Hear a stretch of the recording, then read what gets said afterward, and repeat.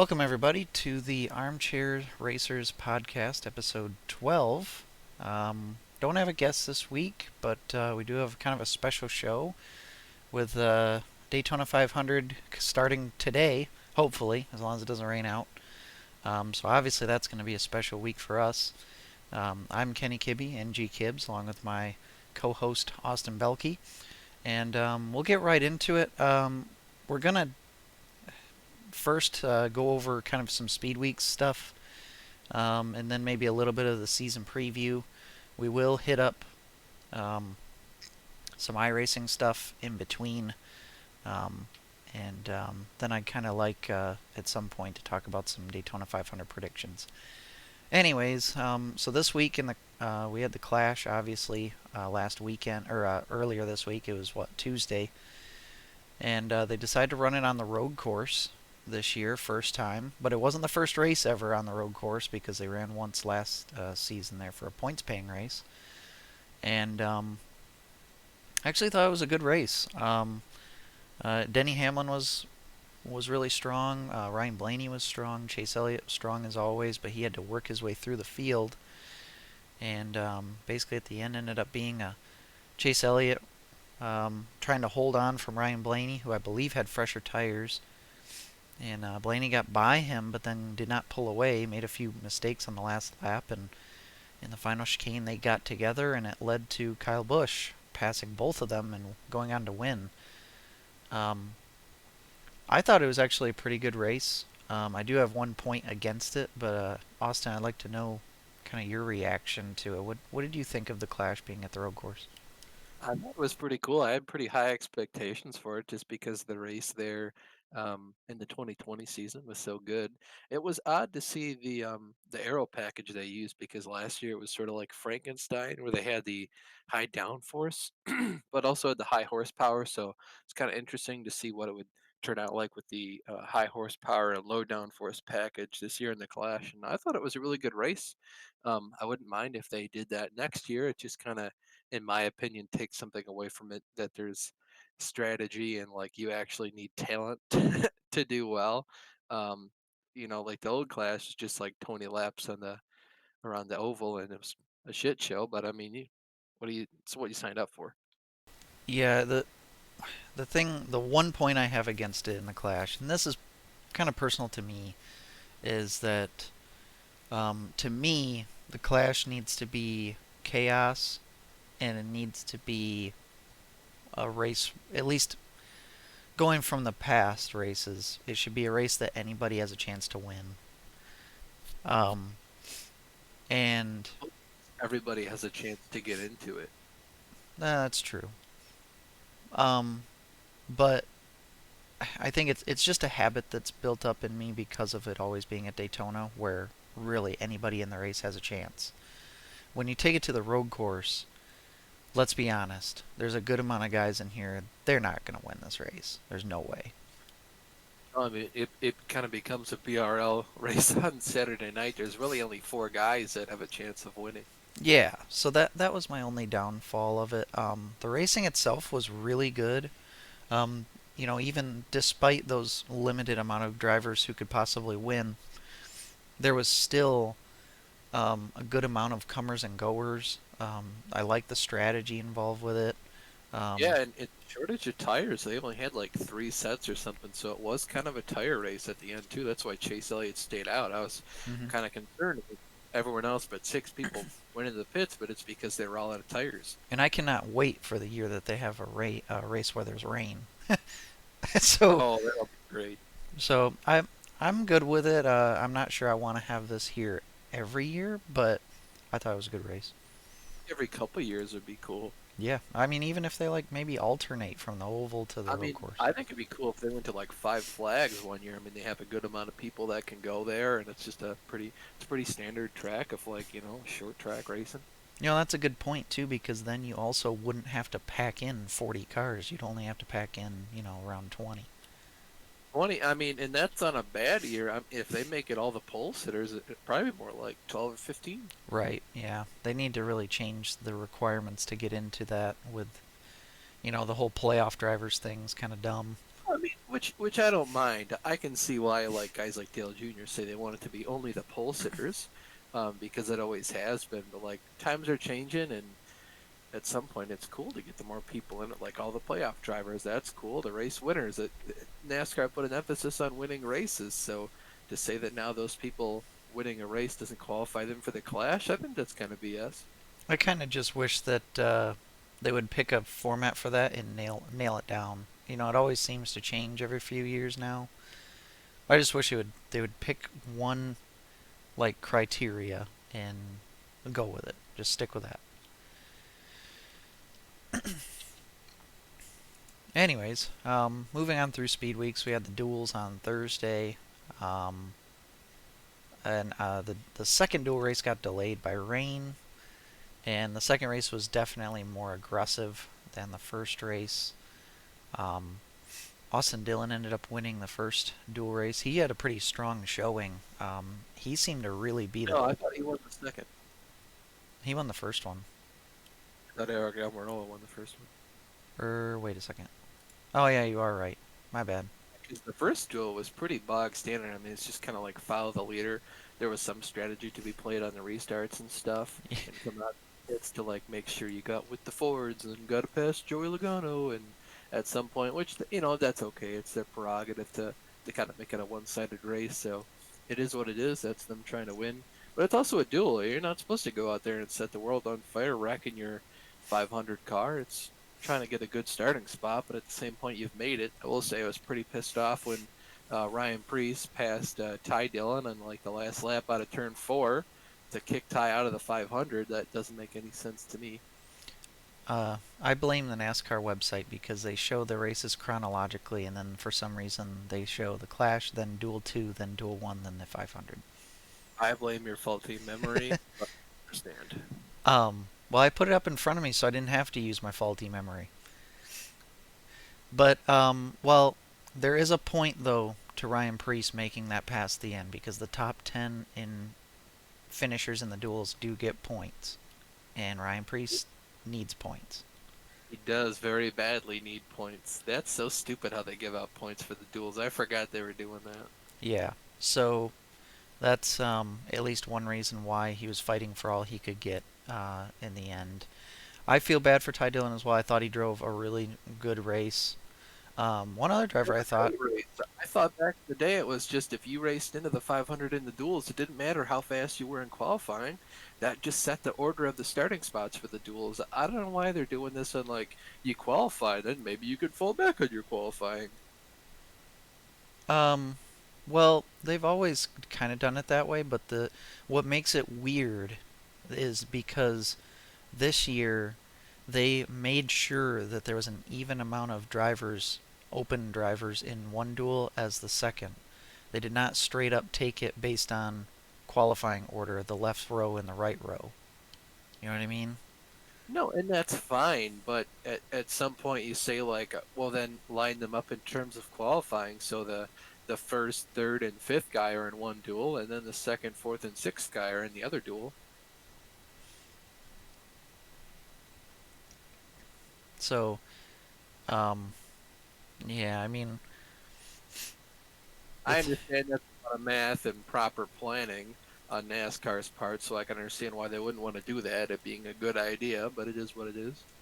yeah. Um, so yeah, the open drivers from first duel would have been what, Ryan Preece and Ryan Preece, Ty Dillon, oh, Austin, no, Austin one up Cindric made it. nobody, Yeah, Austin Cindric made it. because there were 8 open drivers, so there would be a fourth person, but I forget who it Timmy was. Hill was in duel one, Ah, yes, the Intimidator. and he did not too bad as well, but he got caught up in an accident. I really liked what I saw from Daniel Suarez in that race. He ran up front quite a bit. Don't know what they'll mount to at any of the other tracks, but they might be pretty strong at Daytona here. Moving on to Duel 2, that race was pretty much dominated by, well, not really dominated, but Bubba Wallace was up front quite a bit. Kevin He was Harvick was up front a quite bit, lot. but fell back pretty hard once, and when he fell back, He like did. it was really hard for him to get back to the front. And I mean, you could attest that to only being 3 Toyotas in the race a little bit, but can't blame all of it on that. Um, Oh, I mean, if they didn't know how fast his car was, I was pretty sure it'd be fast because it's pretty much a fifth Joe Gibbs car. But yeah, he'll definitely be fast for the 500. Chase Elliott was strong, but he was racing smart. He wasn't doing anything too crazy. Ended I up will say fifth. I was pretty pissed off about William Byron wrecking his primary car. I don't know why you would race in that. I realize 10 points are 10 points, and at the end of the day, points help you get into the chase. But if you're worried about it being 10 points, just go out and win a race. You know what I mean? Like, if you win, you're in. So don't be dicking around, out in the duels trying to get some points and then wreck your primary car. I didn't understand that. I feel like if you are on the front row, go out and maybe see what your car is like in the pack in the first 10 laps because those are pretty, like, normal or at least, like, low key. And then park your shit. Yeah, I don't know. But, uh, I was feeling bad. I actually felt worse about this second duel than the first as far as the drivers who didn't make it. Because Noah Gragson, I thought, was doing a really good job putting that 62 car into the field. And he had to start at the back because he didn't have a qualifying lap. And was right up front. And then uh, Garrett Smithley tried to make a hole that wasn't there. And caused a big wreck with multiple cars, which took out Gregson and Smithley. So that Yeah, I took him thought out of that was pretty 500. stupid. Smithley's part to try and make it three wide. I mean, he had space to do it. Brad Keselowski came up. I think it was a pretty low IQ move. It wasn't necessarily his fault, but have to blame on Keselowski. But that's racing. Yeah, I don't know. I think time and a place. It just wasn't the time or the place. And he had time too. There was still like a few laps left. Yeah, there's like 10 laps left. Yeah, I will. Austin Dillon drove a great race there at the end, getting help and choosing when to get the help from his fellow Chevrolets and when to go up there and pass. And he pulled a over under on Bubba Wallace, and that was pretty incredible. yeah, that was a very good move. Good shout out to Corey LaJoy picking up seventh place as well. David Reagan was in the top 10 in that duel. I expect him to be pretty strong. He always seems to be there at the end. I'm really curious to see what him and Jamie Mcmurray do. They're kind of, out of retirement. And they both, the last times they ran 500s, they both ran really well. So I'm excited to see what they do. Do you want to hit a Daytona 500 preview right now or do it later? I think we'll wait. Okay. Pick it back up. Yeah, you want to go to the iRacing news? Yeah, look up the iRacing stuff. I guess we should start off with NEP Shift Series at Talladega. Yeah, so that was a shit show as expected. Um, I started 22nd in that race. I don't. Oh yeah, my qualifying time got basically disallowed because I had a blend line violation, and then my second lap, like it's a one lap qualifying, so started near You the only got back. one lap, so if you messed up, you were done. Yeah. Um. So kind of cool that we raced against Joey Coulter, former Truck Series driver, Truck Series winner back in 2009. Anyways, I just hung around in the back the whole race, in the very back, and they wrecked quite a bit, but I think we got one faster pair. There was 5 cautions in a 50 lap race, which is kind of a little much. But at the very end, I decided to. I was like one of the few people who didn't take a faster pair. I had a clean car, and at the very end, I decided to charge through. And coming to the white flag, I made it 3 wide through the middle, and but I was fitting fine.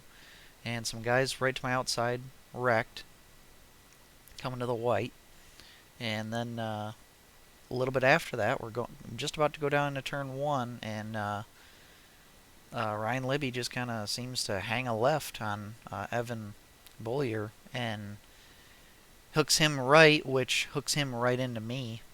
And Basically, stickers and a Jimmy Johnson and to Dale Jr. type deal. yeah, except it wasn't even for the win. It was going into turn one for whatever reason. Yeah, so it hooked me. I spun out, get hit by you because you're passing by, trying to escape everything, and Yeah, I mean, I hung out with you guys all race, and I got involved in one of the crashes that you made it through. So I had to take my fast repair. I was in the back with Brandon Marhefka, and he and I basically just locked bumpers, and we were going to the front. I don't know if we could have won, but we had a lot of steam, and we probably could have at least gotten to the top 10, maybe even better. And then the first wreck you talked about happened probably before the start finish line. We got through that one just fine, and then the second wreck that took you out, you were just spinning in the wrong direction of the track, and I didn't know which way you were going. And you locked it down like the smart person you are, but no one else locked it down, so it was kind of hard to figure out where you were going to go. And I nailed you. yeah, so I'm surprisingly I was able to drive away, and I actually drove to a sixth place finish, which isn't too bad considering. Looks like you ended up 11th. John Peters ended up winning,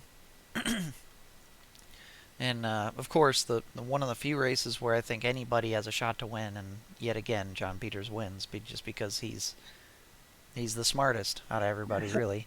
Yeah, it's at the right Um, time. it's stupid because everybody knows they have a chance at this, and they just pull these stupid moves that they just kill each other.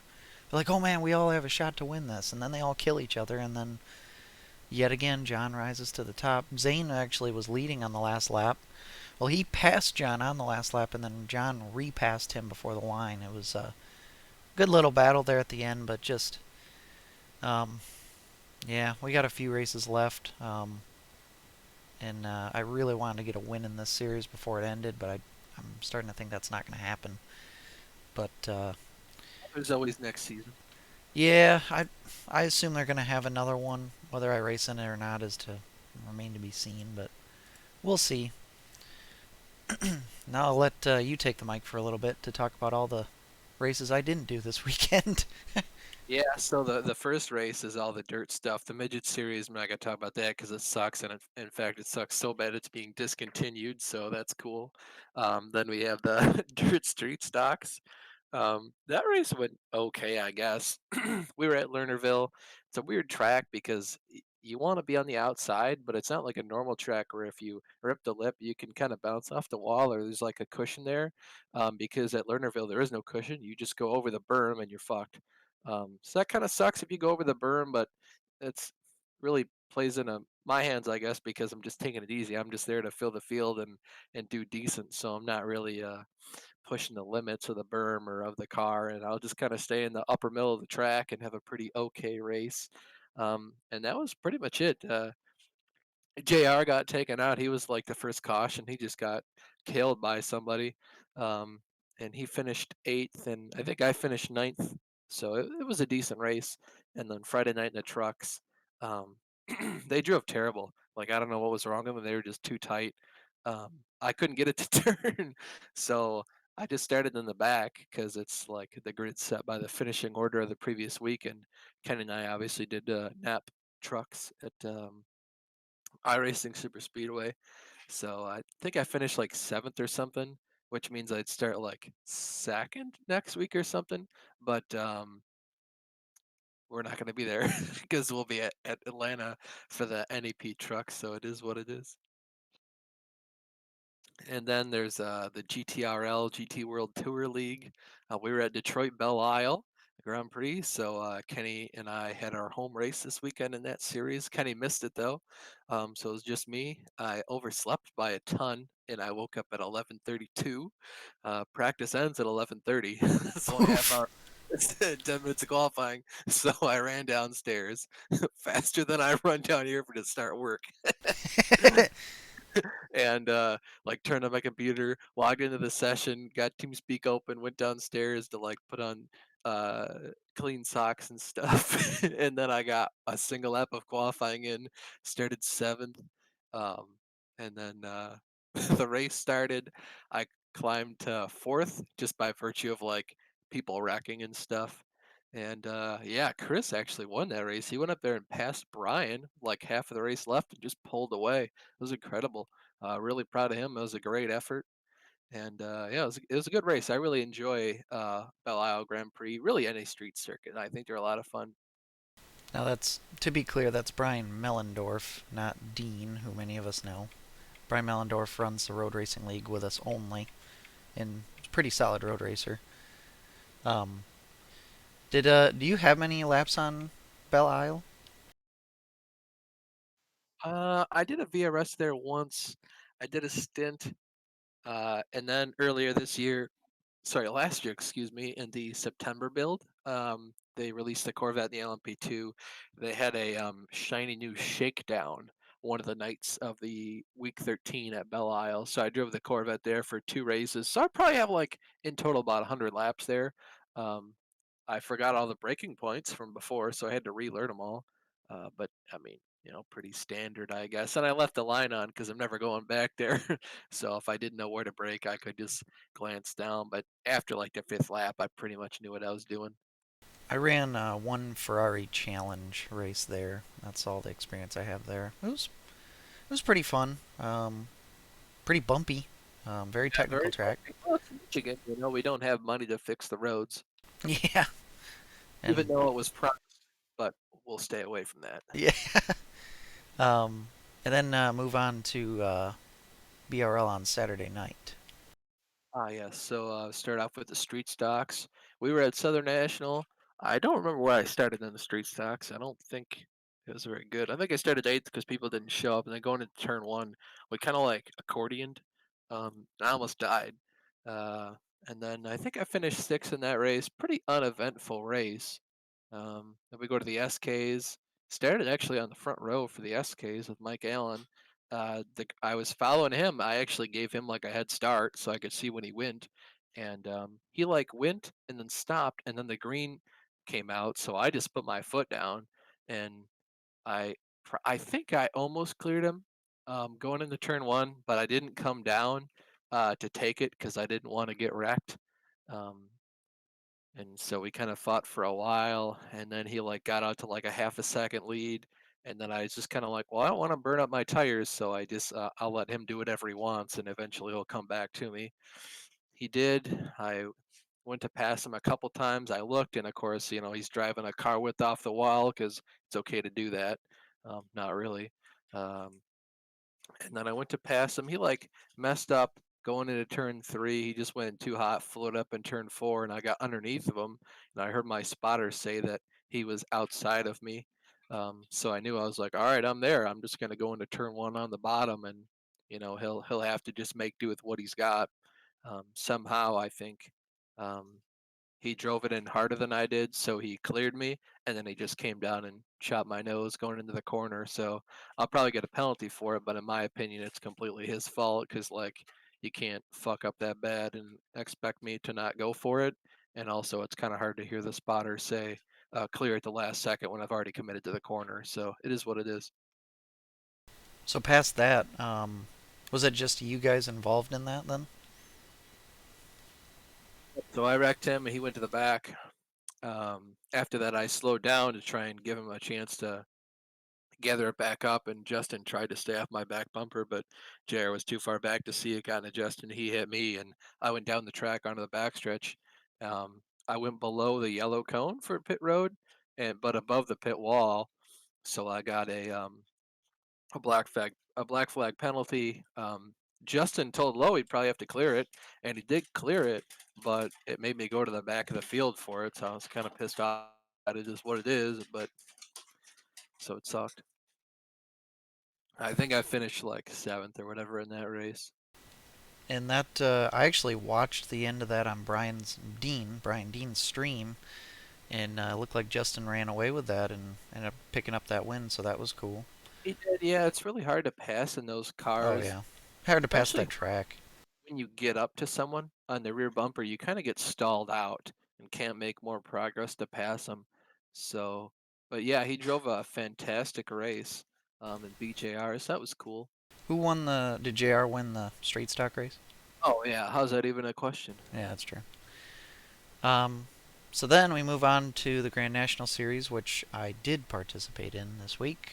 Trying to go two in a row for the championship in there. I figured I originally wasn't going to take the championship too seriously in this season, but since we had some good runs, figured, well, maybe we should go for it. So we come in 1 point behind JR. Now remember last week we were battling, and JR spun me on accident going into turn one on a restart. So we both finished outside the top 10 or outside the top 8. Um, and James ended up winning, so he was going to start about 8th. Well, a few people didn't show up, and then one driver took an EOL who was on the outside line.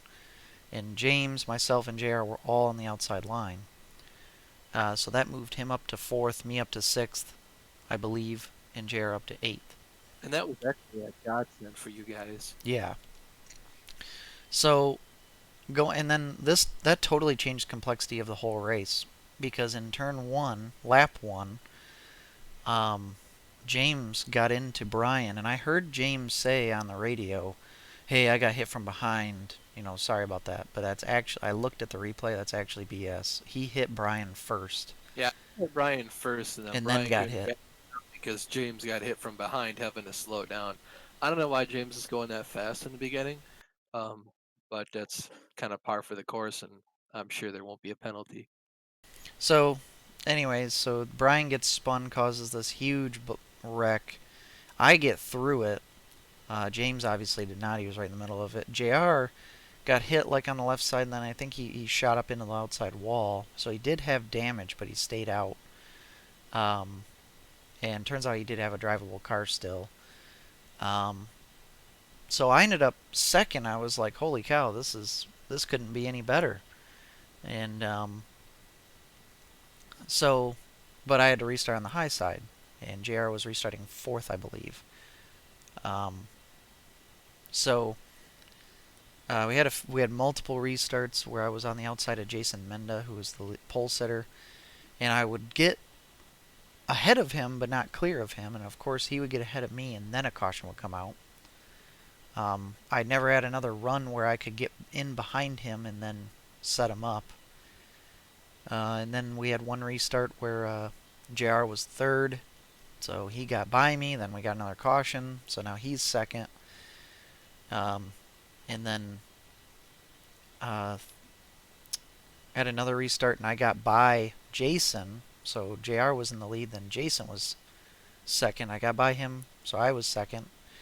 And then Jason was 3rd. Then we had like another restart or two, and then Justin got 3rd. And I knew that the next restart was going to bite me because Jason wasn't that great on restarts. But Justin being in 3rd, he's pretty good on restarts. So if I was 2nd, he was definitely going to fill that hole. And sure enough, he did. He passed me, and I think Brian passed me, but then he messed up the next corner, so I got back around him. But me driving on the outside for that long, even though my tire wear wasn't that bad, my tires were way hotter than anybody around me. Um, so, and I was spending the next group of laps trying to catch back up to the leaders, driving way harder than the other guys. And kind of just ended my race. We had one more last restart, but I couldn't get by Justin. I just wasn't as fast as those two at the end, but it was disappointing because it just after that first restart, nothing went our way. But I'm more disappointed in just the league in general. Having a 10 caution race there just wasn't fun. But we ended up finishing 3rd. I think the race, you had a pretty good race. I think my race went just about as bad as it could have because I was in every wreck but two of them. The only reason I wasn't in them is because Mike Allen spun out behind me once, just over driving the corner, I think. He might have gotten help though, but I doubt it. Just because there was turn one and two, and turn one and two were pretty difficult last night. And I think there was another one that just happened in front of us, and I slowed down for it. So I think it was when Chris got doored by Bruce or something, and then he spun out on the outside, and I just slowed down. Yeah, you did tie. You tied with Lowell and Mike Allen for most incidents of the race with 16. Well, every wreck happened in front of me, and I'd get up higher, and a wreck would just happen, and I'd slow down and get cleaned out from behind, and I'm not even stopping, just slowing down so I don't hit anyone else, and I get cleaned out. So I go to the back again because iRacing is like, well, when the caution comes out, that's when people get their spots. But if you got hit and you have to turn around, you forfeit all those spots. So sorry, you're a loser. So that sucked. And then that was the first ever BRL race where I had the manual clutch, so I only had the auto anti-stall help. So I actually had to like let off the throttle to go up a gear. And the first couple of restarts, I did okay. There was one restart where I just couldn't shift to save my life, and finally grabbed third, and then finally grabbed fourth. And I was like, you know what? Screw it. Um, if I can pit this time, and I'm not like in the back, because I want to do it for like two times before that, but I'd have to turn around and the pace car would come by and pick me up, so I'd have to get a waiver on the last lap, and I'm not going to pit then because I'll for sure lose a lap regardless. So I went down pit road, escaped, changed the options to be auto blip or like auto clutch in general. Um, but I lost my lap, and I figured like, oh, it's no big worry. We've had like six cautions already. I'm sure we'll get another one, and then we didn't. So you're lucky that there were no cautions because I needed them. And then there finally was a caution, but I guess Ryan Seneca was too slow to stay with the pack, and he like let himself get lapped, so he was a lucky dog. So that blew. Yeah, I suppose I can complain all I want, but really, truly, nothing went your way more than my way this week in that race. You ended up 14th, one lap down, and so you'll have to restart outside the top 10 next week. But next week we're at Martinsville. I really hope that the guys know how to I'll slow get down. back to it more next week. That's usually how it goes. Yeah, so I looks like if everybody shows up, Brian will actually be on pole, and Brian's good at Martinsville. So, Oh yeah, I mean he um, was on the pole last time. I think we were there too, wasn't he?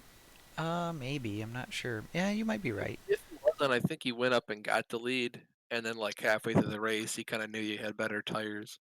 Yes, I do remember passing him for the lead, He's but really good at Martinsville, especially in these cars where you got to be patient. So, and he's gotten a lot better at conserving his tires. So I think he's got a pretty good shot at winning. he does have James on his outside though, which James is going to be all over him right from the get-go. So, He will be, but I feel like again, him starting in that outside row, maybe Brian can pull out a good enough lead, and then James will be fighting so hard with Brian he won't be able to duck back in. I'm hoping. Of course, James will probably have a spot below, behind and below, so we can get down behind Brian. And then because other people are cautious, they won't run in the back of him. But it is what it is. guess we'll have to find out. Um, anyways, the last bit of iRacing news from this week is the NIS NASCAR iRacing Series Daytona 500 and full length. I ran the fixed series race yesterday. Now, I guess it's worth noting that our buddy Matt Shinosky ran the race on Wednesday like afternoon, evening, and he did really well. He was up in this little group at the end, but he didn't have enough fuel. He had to pit with a couple laps to go. Ended up falling back to 12th under green. Um, and then I ran the Saturday noon fixed race along with Brian.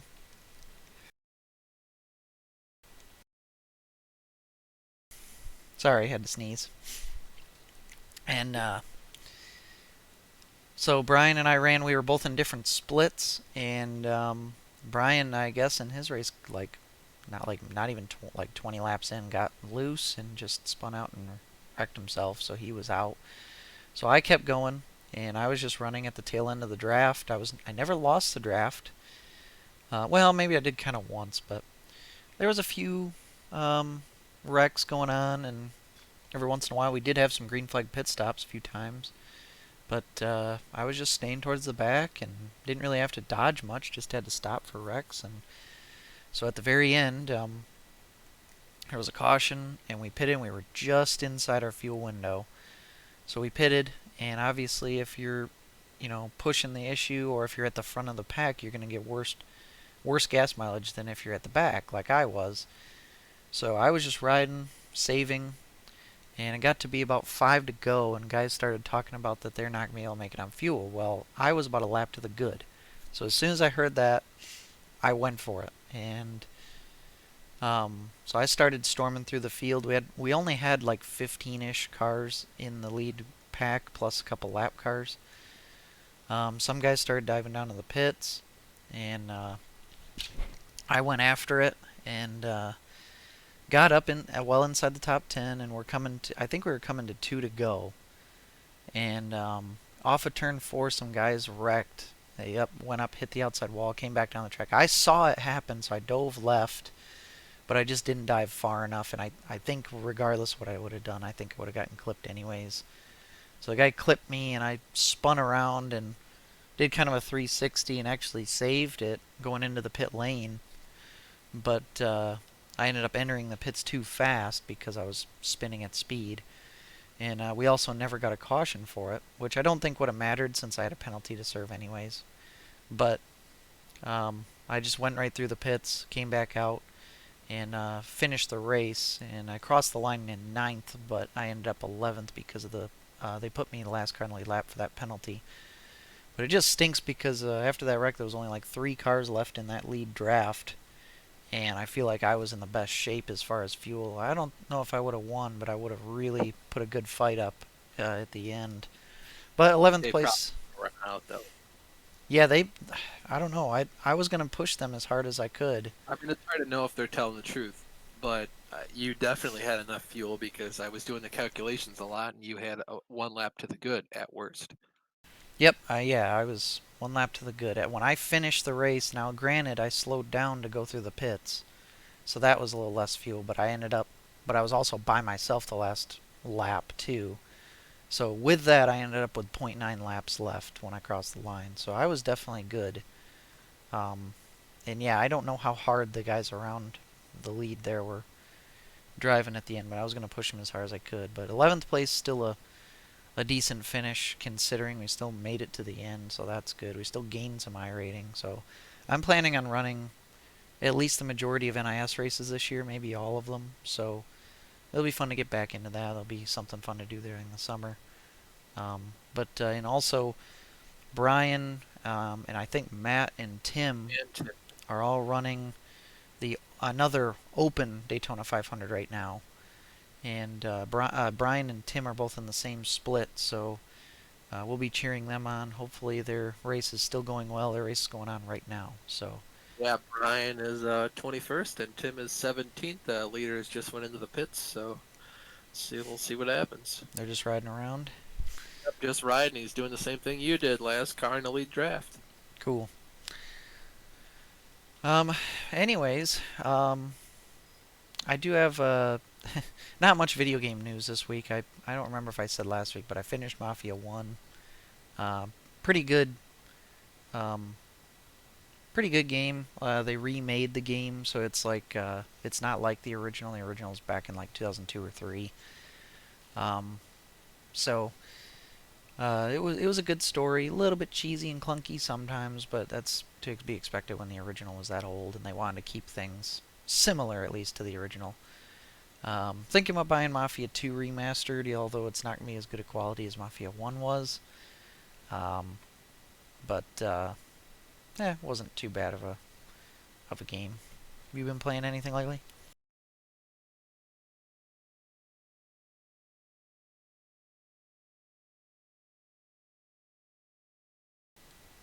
I guess that's a no.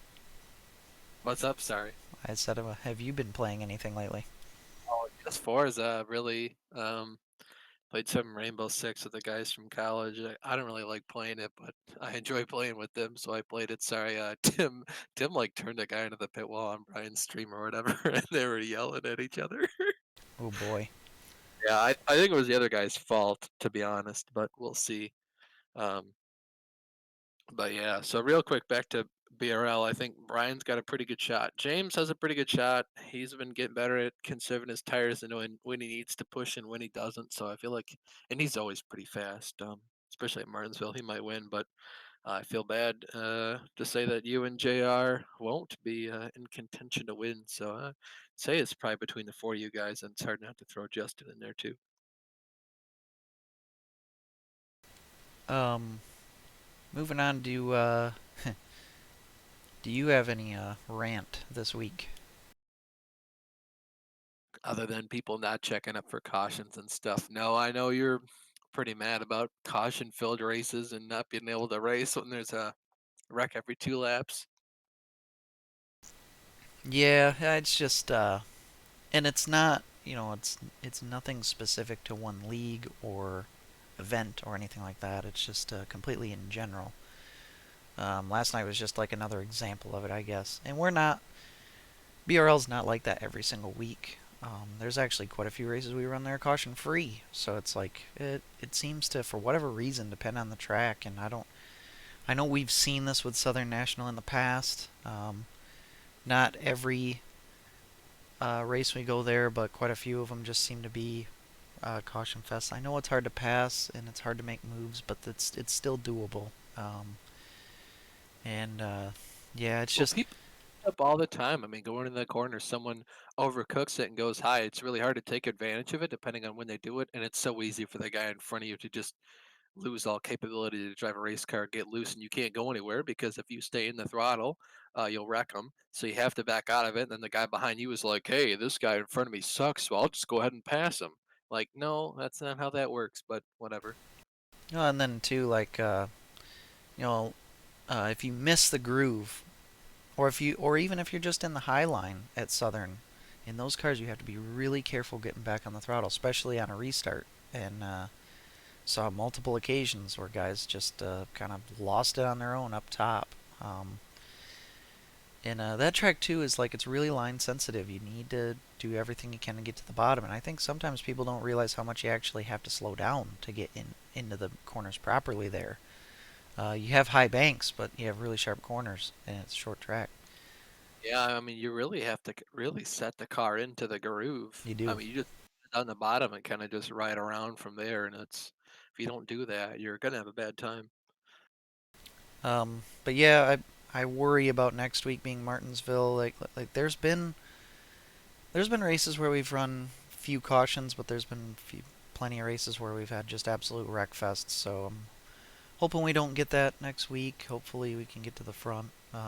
But yeah, I get most frustrated when, and I'm selfish obviously, but I get most frustrated when I'm like on the verge of taking the lead, or I'm like right up front, and I know that I can pass these guys. I know I can, and it just over and over again, I just am denied the opportunity, and then we just more time runs out, and more time runs out, and then all of a sudden the race is over. It just that's probably where I get the most um, angry, I guess, or frustrated, is when it just prevents racing. And these races are only so long, and when half of it's spent under caution, it's hard for me or anybody else to make any true passes on people. Yeah, I know what you're talking about. Well, and half the time too, it's like you're starting up high, so you're already at a disadvantage. Then you have to go ahead and fight for your position and fend off everyone else behind you for like 5 restarts in a row. I definitely know that feeling. I'm surprised we had that many cautions because I didn't start on the pole. Usually, every time I start on the pole, we have a ton of cautions in the first like lap. So, gotta feel bad for Jason. But he did a really good job up there fighting for the lead and fending off.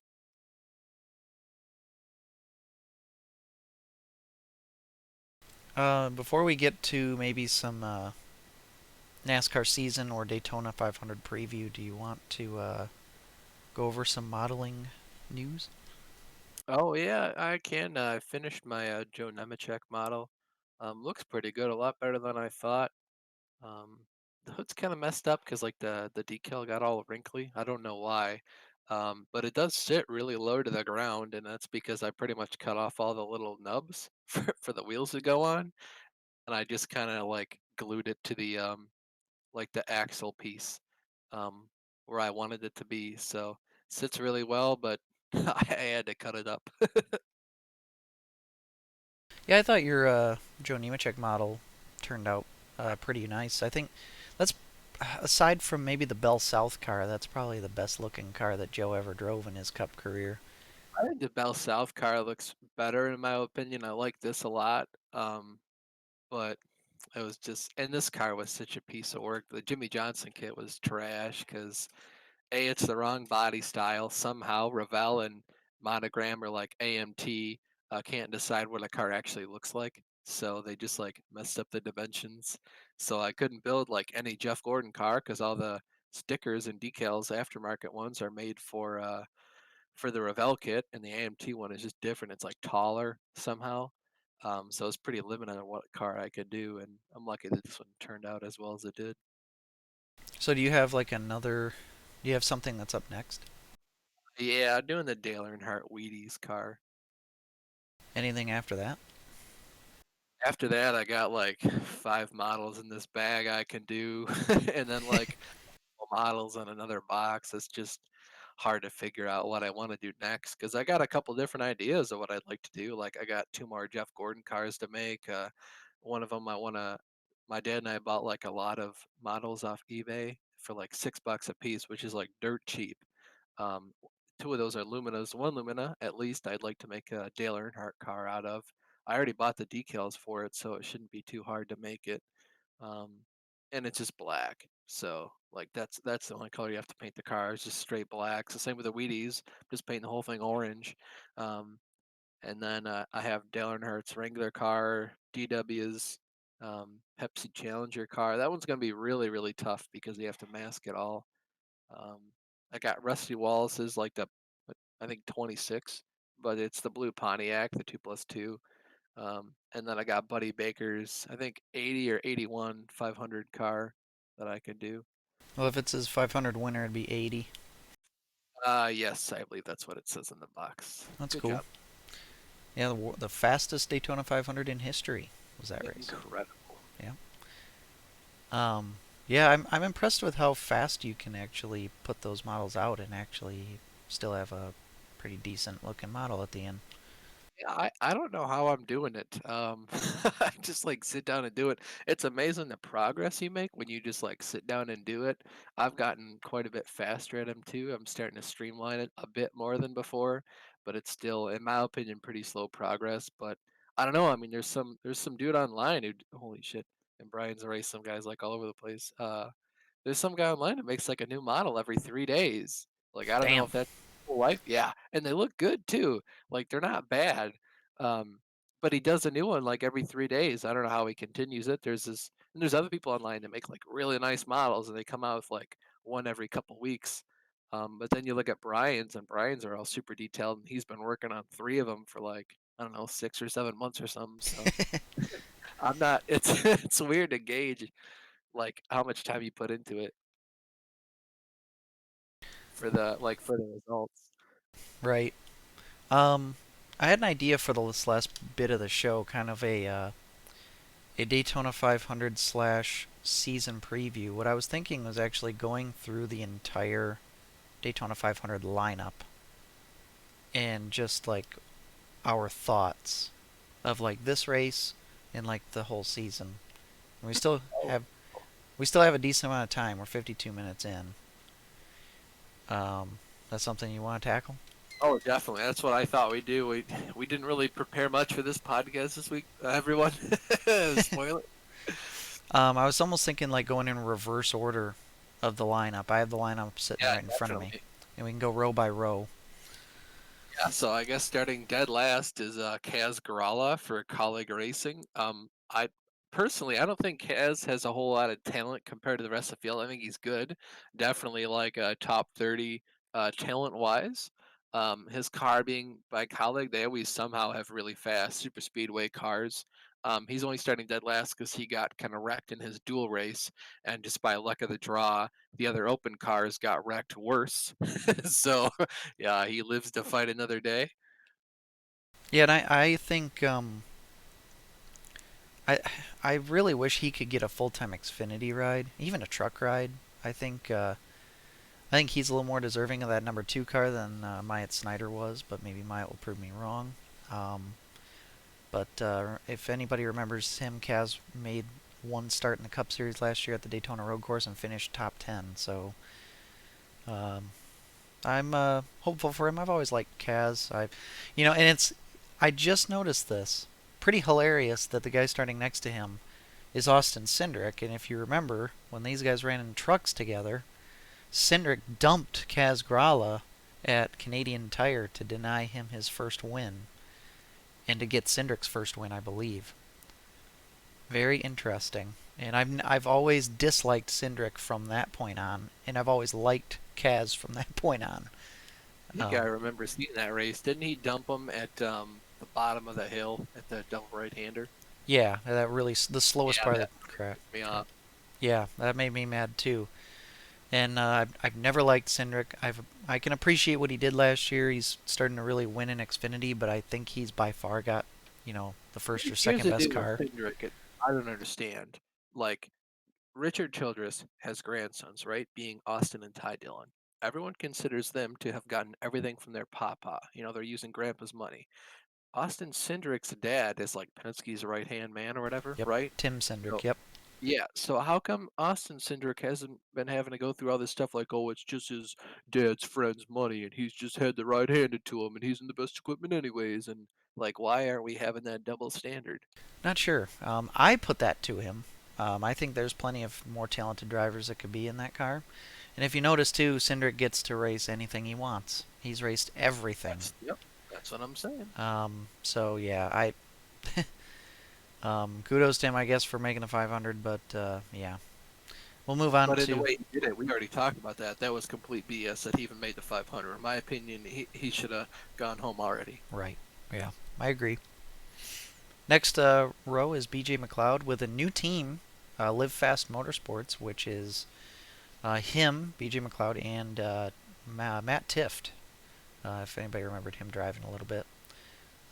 New team. It's a Ford. Obviously, they're probably going to be a back marker this year, but they could be a car that kind of shows up at the end. Obviously, anybody has a chance at Daytona. I'm curious to see how well they do and how much they're profitable this year because I would imagine they're in a shoestring budget, but they're also making all the races. I don't know what the purse is. NASCAR doesn't release the purses anymore for the races. But I'm kind of curious if they're still like making good money. I mean, it's a business venture for them. They talked about going into business for this team together, so I'll be interested to see how long they last. Well, I'm really curious about next season for all these new teams, being the next gen car. And this is one of those teams, brand new team. They're obviously going to be planning for the next year. What are they going to bring to the table next year is kind of what I'm thinking. And the next car, the Rick Ware Racing Team, first one is Josh Balicki. They got 3 cars in the field. Obviously, those guys are all going to be running towards the back at Daytona. And we'll try to be there at the end. But yeah, they got 3 cars locked in the field, and they might be making some big plans as well for the next season. They seem to be investing in um, this sport more and more every year that they've been in here. So, and they got for some reason a Ford and 2 Chevys, which is interesting. Yeah, I don't know how they do that business venture. I have to assume that they get like OEM help for neither of their makes, and they're just kind of out there using old bodies. Oh yeah, probably. Moving up the field, though, we have Anthony Alfredo in the 38 Front Row Motorsports Ford. Um, Kenny, we've talked about him on the podcast before with his new ride. I don't feel like he has a lot of talent. That car has traditionally, they have good motors in them, so he could definitely challenge for the win today. I think on any other day, though, not really. Kind of interested to see how he'll do. Hopefully, he proves us wrong and does really good this year, but I don't see that happening. Yeah, I mean, I will put him up against the standard that John Hunter Nemechek set in that car last year, and I believe that was Front Row's best points finishing last season for both of their cars, if I remember correctly. Oh yeah, definitely. And Well, I mean, they are getting more McDowell help. too. Yeah, they're getting a lot more help. But Michael McDowell is a pretty good driver too, depending on the track. Yeah, but I think Alfredo is not as good of a driver Definitely, as I John would put Hunter. him really, really far below John Hunter and even Michael McDowell. Yeah, um, yeah, I mean we'll see, but I do kind of think he's a small fish in a large pond kind of thing. Um, so well, we'll see. Next car is Cody Ware, who is Rick Ware's son. He is actually running full time this year in the 51 car, which is a Chevy.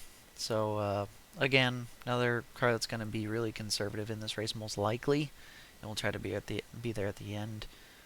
Not much more to say about him. He is strong on road courses. Cody Ware actually, I'm not sure if he was the driver.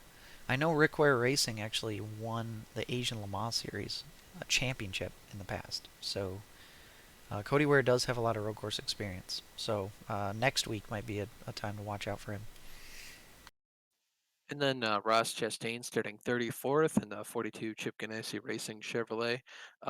He's someone with a lot of talent. I hope to see him have an absolute breakout year in his. Is he officially a rookie? I don't believe so. I don't think so. I think he ran just enough races, or maybe all of them before, to be not a rookie this year. But I hope he has a kind of breakout season like Alex Bowman did, where it's like technically his first ever season, like full time season with a really good car. Hopefully he does really well. I see him. If he doesn't make the chase, he barely misses it because he doesn't win a race. But if he wins, for sure he's in. I think he has the talent to definitely win, and Chip Ganassi has shown that they have the speed. One thing that I learned, um, and it's kind of a trend that I just recognized recently. Chip Ganassi hires really aggressive drivers. Like, so you got Ross Chastain. Matt Kenseth was kind of an exception because he's kind of a fill-in. Ross Kurt Busch, Chastain, Kurt Busch is, I mean, traditionally has been aggressive. before he was, but I feel like anymore since he's been there and gotten older, I He's feel like watered he's been down. less aggressive. Um, but I mean, Kyle Larson, aggressive style. Oh, we throw him up there. Yep, Juan Pablo Montoya, very aggressive super style. aggressive. Little Jamie Baby, not super aggressive, I but he's would not I would say he's aggressive, really. especially at the plate tracks. Oh yeah, plate tracks, yeah, but I think on any other given day, I don't think he's super aggressive. um, but anyways, like we'll see what Ross can do in the 42. I have high hopes for him. I want to see that Ganassi team. You know, at least now they have a committed single driver in that 42 car, and then Kurt Busch obviously is a stable lineup in the one. Let's see if we can, get some momentum going with And they these two can build cars. around Ross. I mean, he's someone who knew he was going to be there, and they can actually change stuff to better fit him. Whereas with Matt Kenseth, it's kind of like sort of like, what can we do to sort of help you for the rest of the season, while also helping out Ross. But Kurt did really well, so hopefully Ross does just as well. Moving on to the Starcom racing car, the double zero starting 33rd. That is Quinn Houff, his second full-time season, and that's the team. Obviously, Derek Cope is a big part of that team, and that's another team gonna be riding around in the back. That's another team though that I am interested in. You got Rick Ware Racing, Starcom Racing, Live Fast Motorsports, and there's another backmarker team uh, that like when we go to the next gen car, that's their opportunity to really build up, and I'm really curious to see how their performance changes. Quinn Houff, I basically just bought that ride. I don't think he's really got as much talent as a lot of these guys, but he's there and obviously deserves the opportunity. So In fact, he has so much less talent than everyone else. If you remember, he was the guy that messed up so bad. I think at Charlotte and then again at Dover, where Brad Keselowski was like, "I think we should have a minimum talent standard for getting into the sport," because Quinn Houff just was not cutting it in any way, shape, or form. He bought the ride, so more power to him. Money can buy you everything in the world. I truly believe that. It bought him his ride, but it can't buy talent. So we'll see how he does. I think even with the new car next year, he can have a fast car, but he will not have the talent to do anything with it but wreck. yeah, He almost moving. nothing at Dover. Let's also remember that. Yep. So moving on to 32nd is Derek Cope, a 1990 Daytona 500 champion. Driving for Rick Ware Racing. Now that used to be the premium motorsports car number 15 that Brennan Poole drove last year, but he's no longer with any ride. And that car showed, at least if you compare it to the backmarker cars, that car showed some decent speed through the season. And it's arguable that Brennan Poole had the most talent out of those group of drivers. But yeah, Derek obviously in his duel was riding around the back. He got lapped a couple times.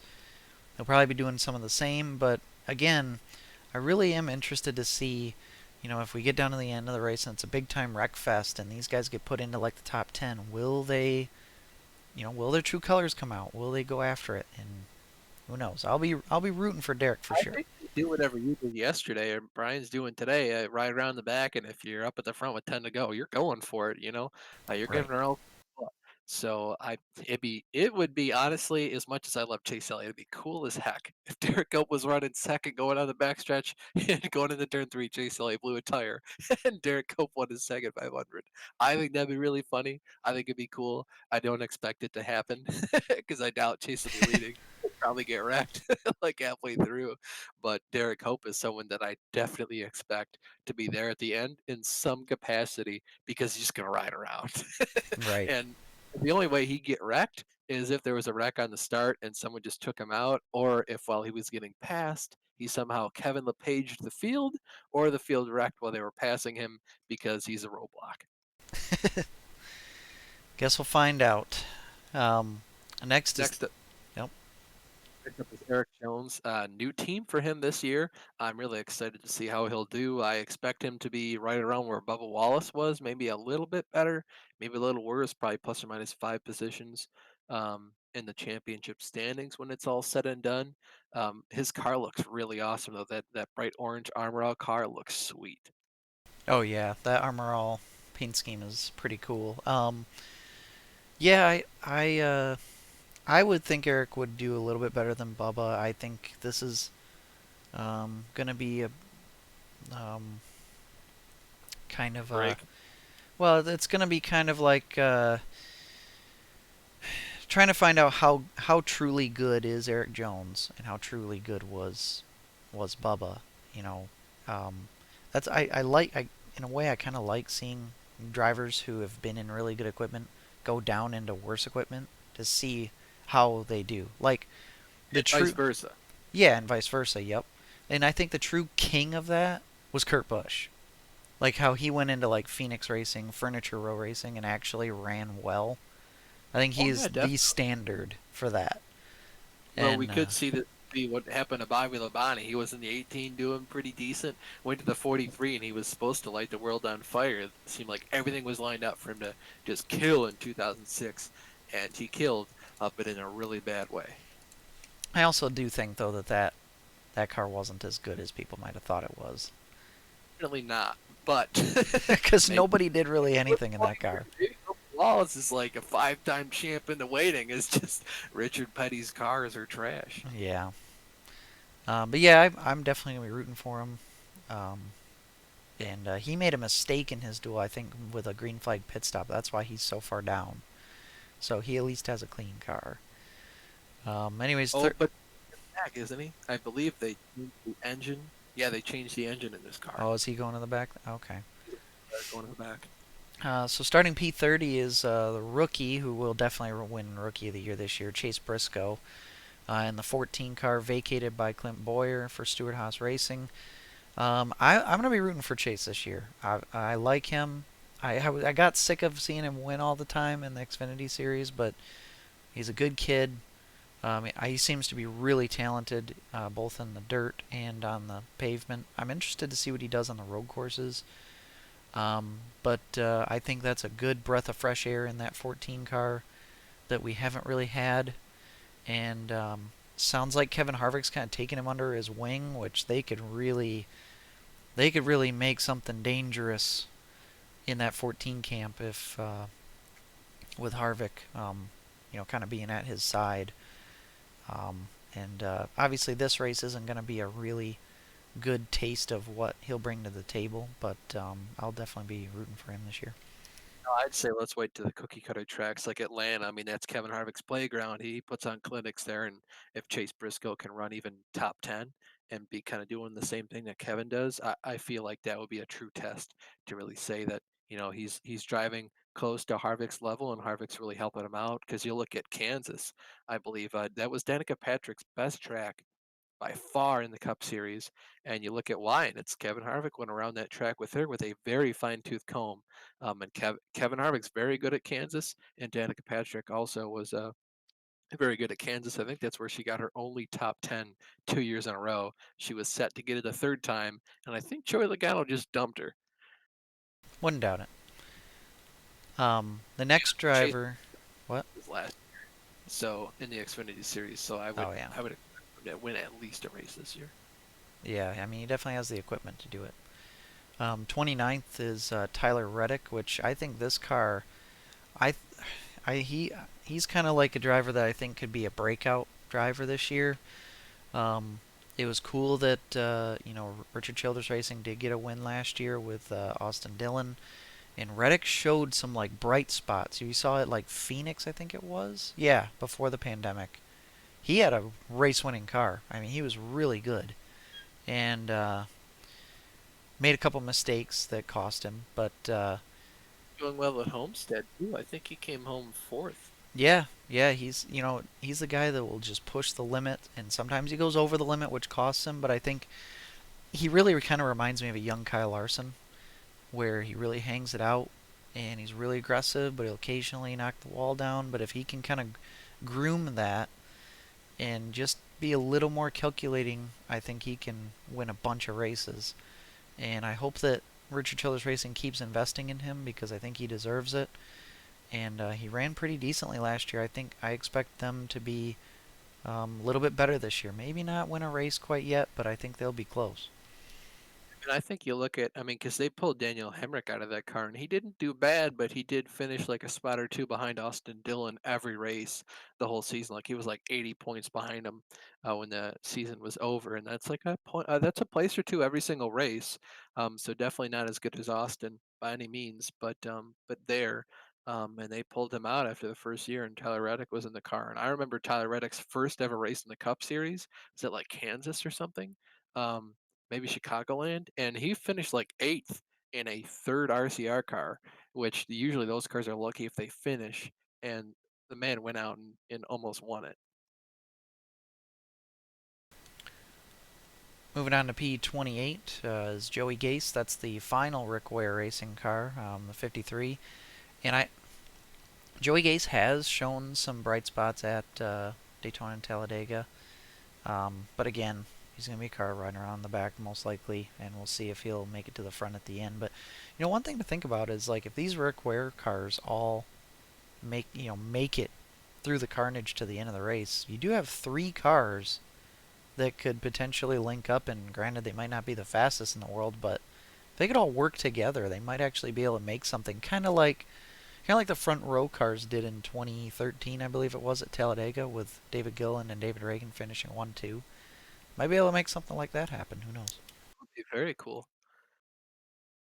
Next up, Cole Custer in the 41 Stewart Haas Racing Ford. Cole was Rookie of the year last year, by far and away over Christopher Bell by virtue of winning at, I believe, Kentucky. I was really surprised he won that. I didn't feel like he had the speed all year to win a race. I think he was just there at the end, and a lot of stuff happened up front to kind of slow their momentum. And he was there at the end. Not to say he doesn't have all the talent you need to win a race, but I would be surprised if he won a race this year. What an awesome pass that was for that win, though. Like, that was a pretty cool moment. He took the trailer park girl line around the outside and just cleaned their clocks. Yeah, that was pretty cool. I think he's another driver I kind of put with a similar style to Tyler Reddick. Maybe not quite as aggressive, but close to it. I know when he first came into NASCAR, he was kind of hanging it out but knocking the wall down and making mistakes, but he's kind of seemed to groom that. I think he's kind of dialed back his aggressiveness a little bit since getting to the Cup Series, but now time's a ticking for Cole. He's going to have to produce some more with Chase Briscoe coming in, because if Briscoe comes in and outdoes him, could have problems. But I think getting that win, no matter how he got it, at least he showed that he could win. Is definitely going to help his case and help him to stay at Stewart Haas for a while. Um, but yeah, I expect him to be, on the up and up this year as well. Wins do you think he'll need? I mean, you said he's going to be put in a pressure situation with Chase coming in, but I would say not really. I mean, I think if he wins a race, it's pretty much going to lock in his contract for the future as long as he wins a race every season. I mean, I because you look at Eric Almirola, and granted he has huge sponsorship money coming in from Smithfield, but he's kind of somebody who's lucky if he wins a race once a year, and I don't think he's won for a hot minute or two. Yeah, I think really all three of those drivers. Granted, like you said, Almirola brings in a lot of sponsorship money, which makes things tough. Well, and Custer does too with Haas. So, I mean, he's He directly bring connected with Haas. Okay. I So, figured the 41 car has always been like Haas sponsored, except for when Kurt got the Monster sponsorship, which definitely helped out the team in a big way because then Haas could pocket more of his money instead of sponsoring the car outright. well, if you noticed when Cole Custer was in the Truck Series, he was sponsored by Haas. When he was in the Xfinity Series, he was sponsored by Haas. So, I um, just assumed, well, in the Xfinity series though, that was a Stewart Haas racing car yes, that they sponsor because I assume they couldn't find any more, or maybe that's just Haas's really likes Cole Custer. yeah, they're. I believe he's directly connected with them in some If fashion. that's It's just like Eric Almirola, where he Yes. has sponsorship money in the world. So really, maybe the only guy that needs to be worrying is Chase Briscoe because he doesn't have a bunch of money coming in. I mean, with High Point, I don't know how much High Point likes him. They sponsored him last year, and I really didn't watch much of him the years before that, so I don't know what his old sponsors were. But High Point's on the car this year, so I expect him to have the same amount of money. Yeah, I mean, obviously they like him, but when he doesn't have that direct connection, it's a lot easier to break that connection. You know what I mean? Well, I mean, look at Clint Boyer. He didn't win for the last 2 years, so I mean, granted he was still competitive and he made the chase both years, and he almost went to the top eight both years. So we'll see what happens. Right. Next on the list, 26th place is Martin Truex Jr. for Joe Gibbs Racing. Um, really surprised that he only got one win last year, and I kind of had to double check that because I was like, man, he only won once, but yeah, it's true. And The Martinsville race. no, I thought it was I, I I thought it was at a mile and a half. Maybe you're right though. Um, regardless though, always solid.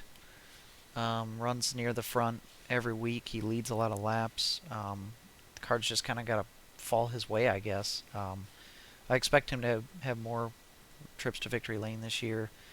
And if any Toyota is going to win, I like it to be Martin Truex. I don't root for the Toyotas, but you kind of can't not like, or you kind of can't not like Martin Truex. Just a cool guy, someone that had to come back. Moving on to another Toyota, starting 25th is Denny Hamlin, number 11 FedEx Toyota for Joe Gibbs. He's fighting for his third Daytona 500 in a row, and his fourth overall. I expect him to do pretty well, but I feel like he'll have to be a lot luckier this time than in previous years to avoid the wrecks and be there at the end. But I wouldn't be too surprised to see him fighting for the win at the end. Yeah, it's pretty crazy too that that time in there that he didn't win because he's won two of the last three. He won last year, and then I think the year it was one of the years. 19, Yeah, 2018, I that can't he remember, won. He placed second in that, I believe. and then 2017, I think he was up at the front. 2016, he won that. Yep. 2015, I think he was fighting for it.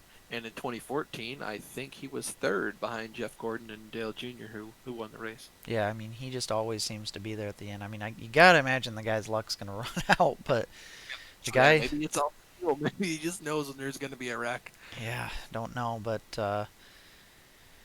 I'm interested to see if he can finally get a championship this year. But he seems to be one of those athletes. I see this in all sports where like they just that whole clutch factor. Can you perform at the highest stage when it matters the most? And when it comes to a championship, at least Denny Hamlin doesn't have it. And Sort of like Peyton Manning in that regard. yeah, it's like he just kills it through the whole season. Um, but just at the end, he just fell off. And But hey, Peyton Manning won two Super Bowls, so maybe Denny Hamlin can get himself two rings. We'll see. we'll see. We'll move on to 24th. That's next is Brad Keselowski for Team Penske, and Brad's obviously really good. But for some reason, he doesn't seem to be as good at Daytona as he is at Talladega. He always seems to get caught up in wrecks and stuff like that. So, um, I mean, obviously, driver that can win every week. Um, and I've kind of grown to like Brad a little bit more than I used to. I think when like the year after he won the championship, he seemed to kind of really have an attitude, kind of on the top of the world kind of thing. But I think he's kind of watered down a little bit, and I not to say that I root for Fords, but I do not mind when Brad Keselowski wins. Person starting ahead of him in 23rd place is Matt Benedetto for the Wood brothers. Pretty much a fourth team Penske car. I really expected for him to do a lot better than he has um, previously, given that he's like a fourth Penske car, and I thought he had a lot more talent based on how he talked and how he performed in the Go Fast Racing or the Front Row Motorsports cars, excuse me, and then the LFR car, Livian Family Racing. So we'll see. He really needs to have a breakout year though, because of course after this, Austin Cindric will Penske's right hand man, son's money. So um, we'll see what happens. He needs to have a really good year, though. I don't know where he'll go after this, but it won't be a good ride. Yeah, I hope he can land something, and I have no idea where he's gonna go. I mean, I suppose Kurt Busch's ride could be available next year if Kurt doesn't re-sign. That's the best option that I could think of just now is Kurt wants to retire, and Chips is like, hey Matt, I want you to drive the number one car. And I think that's the best case. Right, yeah, but these other ones, I don't know the contract situations for everybody right now, but yeah, that's just the first one off the top of my head. Next one's Chris Buescher in 22nd, driving the 17 for Roush Fenway. Um, Chris always seems to be a guy who's really quiet, personality-wise and driving style. There's been quite a few times where he's been there at the end of um, these big, Daytona Talladega races. I think he has as good of a shot as anybody to win.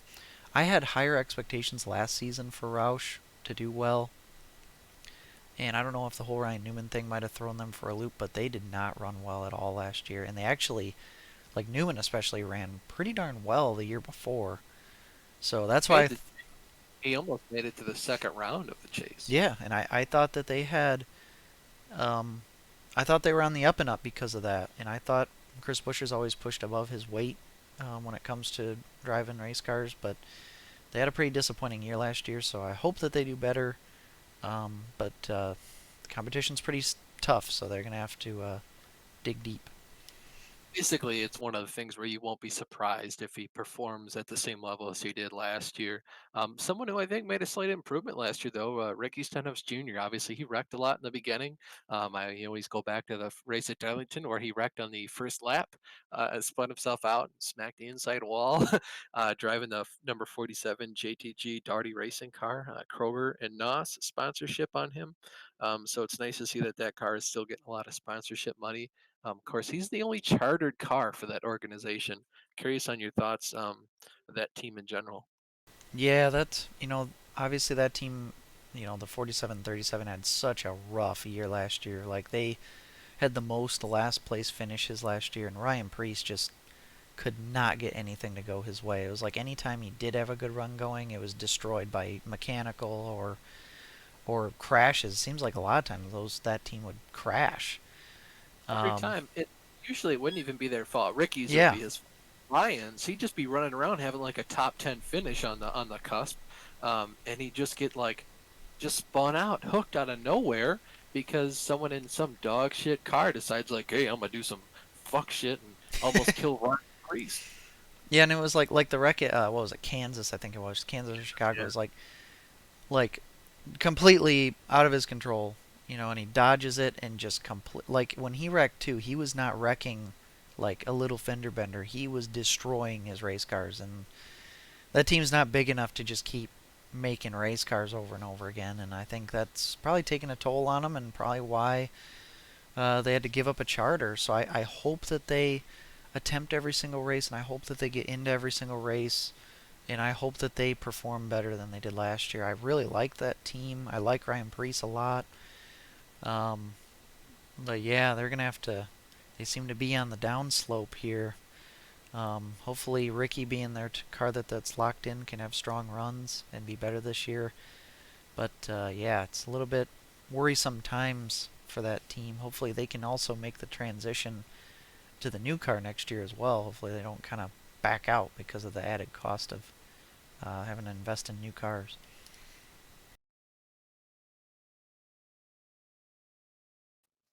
Up is Kurt Busch and number one Chip Ganassi Racing Monster Energy Chevrolet. Kurt Busch had a really nice season last year. He almost made it to the last round, or sorry, last round of the playoffs. He just had like probably the worst luck that I've seen since Chase Elliott's round of 8 in 2019, where it's just every race, the first race he was running decent. He had an engine blow. How often do we see engines just give up anymore? And that happened to him. I think the next race he got wrecked or something, and then after that he was just kind of fighting his way out of a corner, and he couldn't really do much, and he had to win. And of course, I think the Roval was the next race. I can't remember which. Oh, I know, is it like Las Vegas or something? Um, Maybe that was the truck he blew up, and then he had to win at Martinsville, and it's so many other guys had to win.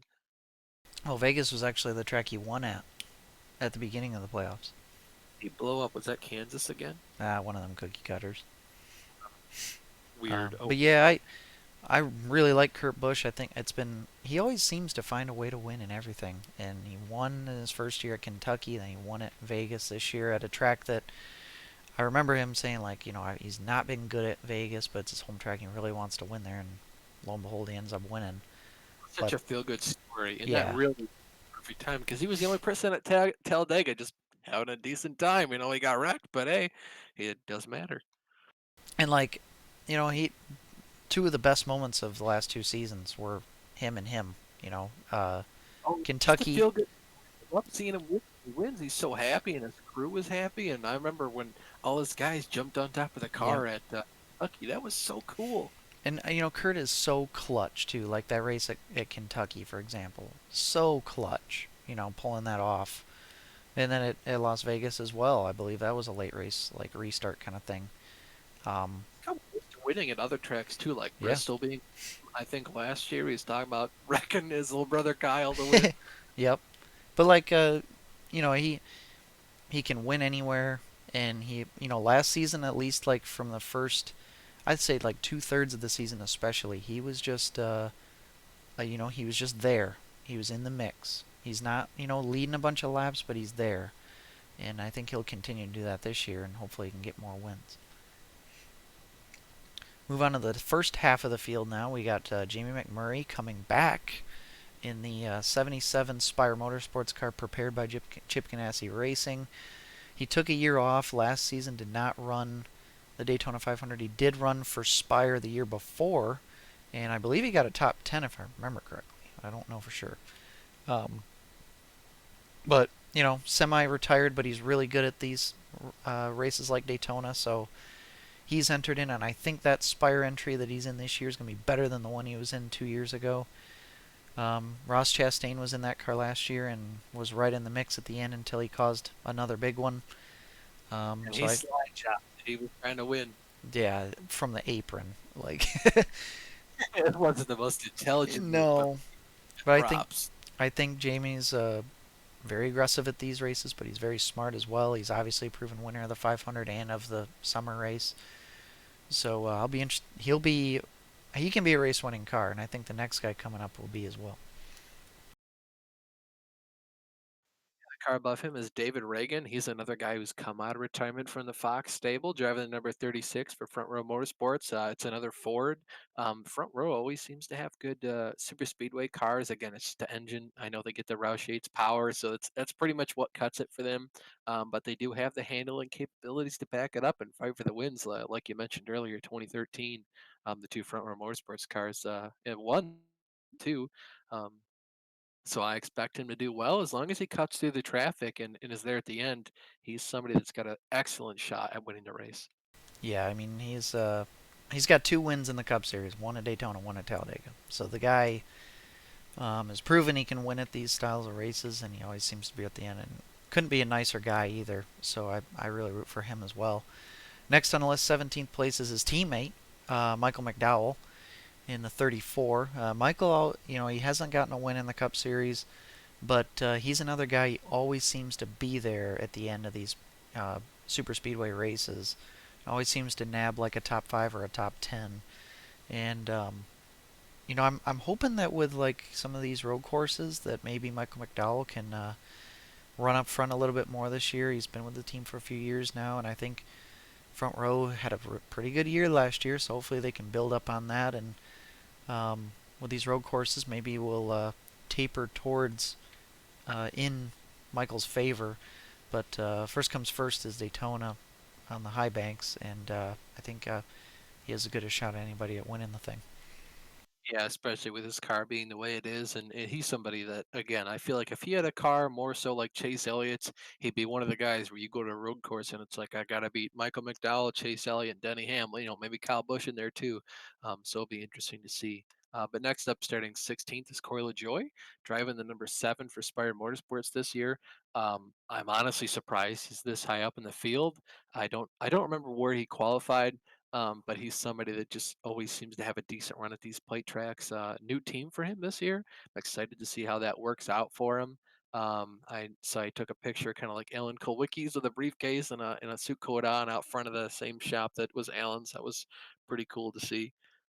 Yeah, he was mixing it up in his duel too, with some of the leaders. I noticed he was one of the few kind of backmarker teams that was actually running in the draft, and I think that can really play to in his favor, knowing better of what his car's going to do and proving that he can run up near the front. And just kind of didn't fall his way at the end of the race, but yeah, I think and he was obviously up near the front last year. He actually finished like fourth with a torn up front end because he was the car that smashed into Ryan Newman as he was flipping through the air. So, um, yeah, I think I think he's been a solid driver. He's proven in the Go Fast Racing car that he's been better than some of the other backmarker teams and even some of the higher teams. So I hope that the 7 car can run pretty decently this year. Also, pretty optimistic about the next car in line. 15th place starting is Daniel Suarez in the 99 for Trackhouse Racing. That's a brand new team with Justin Marks leading the helm with that operation, and they're really kind of a new philosophy in how they're building their team, and they're obviously building for the future with the new generation car coming out. Crew chief Travis Mack, who was Michael Annette's crew chief for a while in the Xfinity That was series, our chief for a long time too at Hendrick. and they everybody has had nothing but good to say about Travis Mack. So this is time to really prove himself. And Suarez actually led some laps in his dual race, which was good to see. And they're obviously going for it. So um, really cool looking race car too. I hope that this is a kind of Suarez's time to prove himself. Everybody's fully invested in him now. He can't complain about not being in a ride that isn't fully invested in him. So now's his time to bring that team up. I see that him and even Corey LaJoy having as well is that they're kind of new teams. Anyone knows what kind of speed they have, and they've never really shown themselves to be too talented. So I feel like if they do duck out to make a move, people aren't going to follow them, or if they do, they're going to know like I can easily get by this guy. So hopefully that's not the case, and they do well and they show their speed. But I'll be interested to see how that team works out, especially. Next up, though, this is when we start to get into the big leagues. Everyone from here on up is on a proven car with proven equipment, a lot of talent behind him. Ryan Blaney, driving number 12 for Team Penske. Ryan is a super good um, restrictor plate racer on high banks. I expect for him to be there at the end. He's won, I think, Talladega twice now. It's weird though that there's guys that are like really good at Daytona, and then there's guys that are really good at Talladega just by their results. Obviously he can run up front at either one, but He can like also run every track. It's just, yeah, in Daytona, he's somehow like 5 spots better than normal. like Brad Keselowski's a perfect example. I don't think he's ever won at Daytona, but he's won a boatload of times at Talladega, and it's almost like circumstances. They just for whatever reason, things just don't fall some guys' way at some certain tracks. And Blaney's another one. Won at Talladega multiple times. Hasn't proven he could do it yet at Daytona, but obviously he'll be in the mix. Next up is Kyle Larson, starting 13th in the number 5 for Hendrick Motorsports. He was oddly quiet in his duel. He just kind of was riding. Had a solid race, but he is with Cliff Daniels, who was Jamie Johnson's crew chief. Um, I really hope that car can be just really strong this year. Obviously, Larson had to take almost a year off last year, um, but it's cool to bring the 5 car back into Hendrick, and obviously I have high expectations, but I really hope that Kyle Larson can continue to be as good as he was when he left the sport, and hopefully he can make a bid for the championship, really. Yeah, obviously that's the entirety of the 48 team. They showed a lot of speed last year, with Jimmy trying to make the chase. Of course, Jimmy was bit really hard by having the last place finish at Charlotte due to not meeting post race inspection, and then he missed the race at Indianapolis. That's really what cut him out of the chase. Otherwise, I think Eric Jones, Matt DiBenedetto, and William Byron would have had no chance to beat Jimmy into the chase. But at the end of the year, I mean, the man finished fifth at Phoenix. So I expect for Kyle Larson to win at least one race this year, and I think if he doesn't, it'll really be a failure for him. Yeah, and I But moving think up, go going ahead. on to the next driver is Chase Elliott, another Hendrick car. But what I was gonna say is Hendrick seemed to be on a little bit more of an up and up last year. Bowman got a win, Byron got a win. Granted, it was Daytona, but Chase Elliott got a bunch of wins, and I think finally Hendrick's starting to be a little bit more on the comeback, and they could finally start to be dangerous again with all 4 of their drivers. I think it was really big to have, I think it's really important for Bowman and Byron to get wins out of the way because they're not really proven winners. Bowman's got 2 under his belt now. Finally, Byron's got 1. Granted, it was only Daytona, but I think that's still a big stepping stone. And I think once you're a proven winner, you got that first one out of the way, you can win a lot more. So, but yeah, 12th place is Chase Elliott. Obviously, last year's champion. Big expectations for him this year. Daytona obviously is a wild card, but he's been fast this whole week. Um, Good little plate racer, oh and yeah, and with road course races this year, you know he's going to do good. He's shown to have really good speed at the short tracks, with the exception of Richmond. I feel like he's shown speed there, but not winning speed. Um, but Martinsville and Bristol, he did really well at. Phoenix is another track he did well at. He almost won Homestead last year. I think this will be another great season for him. I hope. yeah, definitely. 11th place is kind of the last wild card, really, is Ryan Preece, who is an open driver, obviously, this year, and he had to race his way in. But he did qualify very well, so that helped him. But ended up finishing really well in his duel, kind of hung out at the back of the draft and then stormed up through the field at the end and got himself a good dual finish. Um, so again, I just hope that he has a good season. He really needs it. And Trent Owens is his crew chief, who I believe Trent Owens was the crew chief for Eric Almirola when he won at Daytona in 2014 in July. So I hope that he can have a good solid season and a good solid run today and hopefully come out with a car in one piece. But obviously that's not everybody's expectation at this track. But best of luck to him. Um, Definitely not. We'll see though. Hopefully he doesn't tear up more race cars.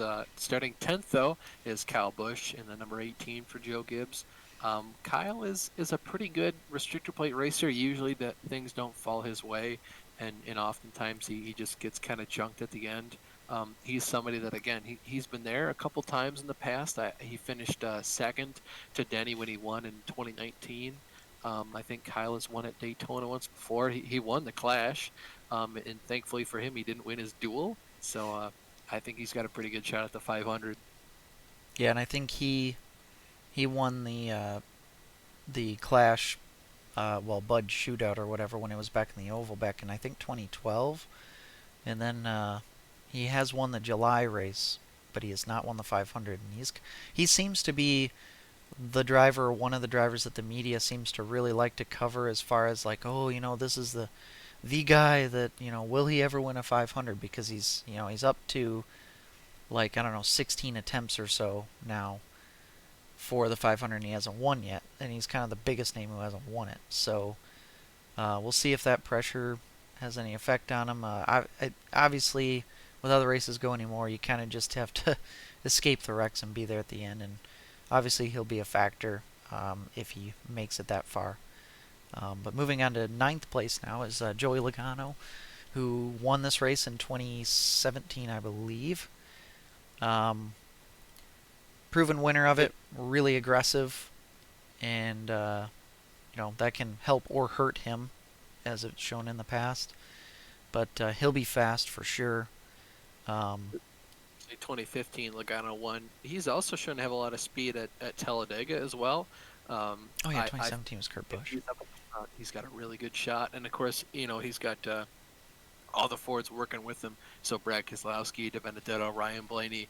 Brad Keselowski's a really good pusher. Yep. He's one of those guys where if Joey's in front of Brad on the last lap, Joey's going to win the race. Yeah, my bad on that. That was definitely 2015. 2017 was Kurt Busch. Eighth place, Kevin Harvick. I'm interested to see if Kevin Harvick can replicate what he did last year. 9 wins. Is that like? Can he even get close to that? But the dude seems to age like fine wine. So he's like the oldest dude in the field, but he doesn't drive like it. The guy's a super smart race car driver. In NASCAR, What's that? you know, he's the Tom Brady in NASCAR. He's getting Yeah, older, but he's not getting any slower. yeah. Really interested to see what he'll do in the next gen car, if that'll affect him in a positive or negative way. But this year, um, will he replicate what he did last year? I would say I don't expect him to get 9 wins, but I expect him to get, I'd say 5 at least. Um, 5. I think 4 is a low number for what he might do. Of course, things could always fall the opposite way for him. But I think I wouldn't be surprised if he had 4 or 5 wins. for sure. Next is seventh place Ryan Newman. Newman obviously, I probably would have won the race, Daytona 500, if if that kind of push didn't go wrong to cause a huge accident there at the end. But it really ended up having a terrible, terrible season when he came back. Um, but he only had 2 top 10s all last season. But the season before that, he was pretty darn decent. So I really hope the best for him. He's probably the Ford that I root for the most, and obviously he's a proven winner. He won in 2008 with Team Penske this race. But yeah, best of hopes for him. I hope that he can make it to the end. And it was nice to see him have a clean, good dual race. I think the more races he can have at these types of tracks that are clean and without accident will be positive. Definitely. Next up, starting sixth, is Bubba Wallace.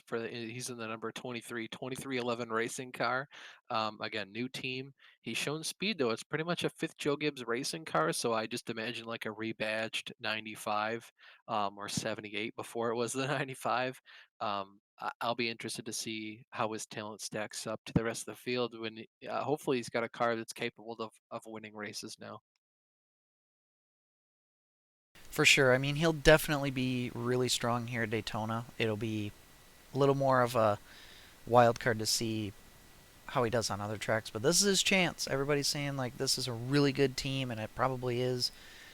Um, it's Bubba's time to prove himself. This is his best opportunity, so we'll see what happens. Fifth place is Christopher Bell, another guy who's kind of got to prove himself. Obviously, he was in the 95 car for Levine Family Racing. Now has moved into the 20 car. Eric Jones in his time there got, I believe, 2 wins, Daytona and the Southern 500. And I expect Bell to win some races. This is his time to prove himself as well. Um, had some pretty good runs with Levine Family Racing last year, but now he's in the big time. He's in the 20 car, and that car really hasn't been that strong since Matt Kenseth left. So um, it's kind of his time to prove himself, and with the amount of talent that's been put through the mill at Joe Gibbs Racing, I mean, if he doesn't win races, it's pretty high turnover rate it seems like after like a couple years. So I like Christopher Bell. I like his demeanor. Hopefully he can be successful there. Yeah, he's pretty quiet, successful guy. As you mentioned, Eric Jones won the Southern 500, I believe, 2019, and then he won the summer Daytona race in 2018. So I really feel like if he doesn't win this year, it doesn't bode well for him. I'm not sure how long his contract locks him in for, but I feel like he needs to get 3 wins in the next 2 years. Otherwise, he'll be kicked out of that seat. And you hate to see it, but I mean, pretty much the fastest thing on dirt since Kyle Larson. Sometimes he's even beat Kyle Larson at the Chili Bowl, I think, twice in a row. So we'll have to see how he does. Hopefully, he does well. Moving on, though, is Austin Dillon in the number 3 Richard Childress Racing Chevrolet. He won in 2018. He Those cars always have really good speed at the plate tracks. Um, Talent-wise, I think he's mid-pack. I guess he has his good weeks and his bad weeks. It really just depends how everything plays out for him. I think the last year picking up that win at Texas was a shot in the arm. Um, Obviously it was like a late race thing and he got good track position, but still, a win's a win. And I think, me personally, I think he's the strongest Chevrolet going this week. I know, Bowman obviously was quick, but then he had his engine troubles and didn't really get a chance to race, so he doesn't really know how his car's going to handle. By the way, they did not go to a backup car or backup engine. They're going to run what they have.